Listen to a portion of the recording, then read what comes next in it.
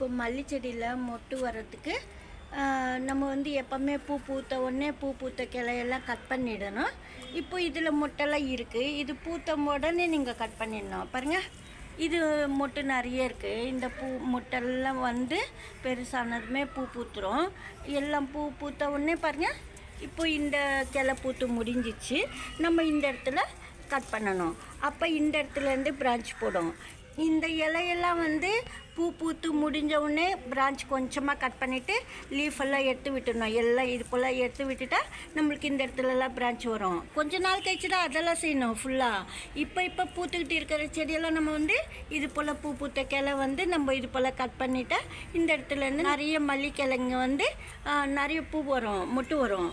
நம்ம பூ அப்படியே வச்சு பூத்த கிளை அப்படியே காஞ்சி இதே போல் விட்டுட்டா செடிக்கு நல்லதில்லை. நம்ம உடனே பூ பூத்து முடிஞ்ச உடனே இது போல் எடுத்து விட்டுடணும். அது போல் எடுக்கும்போது உங்களுக்கு நிறைய பூ வரும், நிறைய மொட்டு வந்து நிறைய பூக்கள் பூக்கும். அதாவது ஒரு மல்லி செடி வைக்கும்போது நீங்கள் இது போல் பூ பூத்த உடனே மேல் பாகத்தில் கொஞ்சமாக கட் பண்ணி விட்டுட்டு அந்த கிளைய திருப்பி கிளைங்களை வர வச்சு திருப்பி வந்து மொட்டு போடும். அப்போ தான் நிறைய கிளை போட்டு.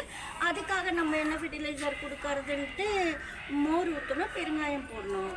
அதாவது 1 லிட்டர் தண்ணிக்கு 1 ஸ்பூனோ 1/2 ஸ்பூனோ தயிர் கலந்து 3 டேஸ் ஃபர்மெண்ட் பண்ணிவிட்டு பிளான்ட்டுக்கு ஊற்றணும், ஜாஸ்மின் பிளான்ட்டுக்கு. இது போல் ஃபெர்டிலைசர் செஞ்சு கொடுத்தீங்கன்னா 1 லிட்டர் தண்ணிக்கு வந்து நம்ம 1/2 ஸ்பூனோ 1 ஸ்பூனோ சேர்த்து கொடுக்கும்போது நிறைய உள்ளே வந்து சாயலுக்குள்ளே மண்புழுவெல்லாம் நிறைய வரும்.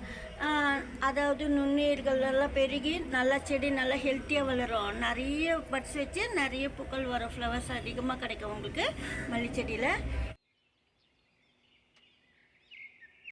இப்போ வந்து பூ பூத்து முடிஞ்ச உடனே இந்த லிக்விட் ஃபெர்டிலைசர் ரெடி பண்ணி ஊற்றிட்டு திருப்பி மொட்டு வச்ச உடனே காய்கறி வேஸ்ட்டு தண்ணி வந்து வெஜிடபிள் வேஸ்ட்டு தண்ணியில் ஊற வச்சுட்டு கொஞ்சமாக புளிக்க வச்சுட்டு, அதாவது 3 டேஸ் ஃபர்மெண்ட் பண்ணிவிட்டு நீங்கள் செடி ஊற்றுனீங்கன்னா அந்த மொட்டுக்கள் எல்லாம் பெருசாக பெரிய பூக்கள் பூக்கும்.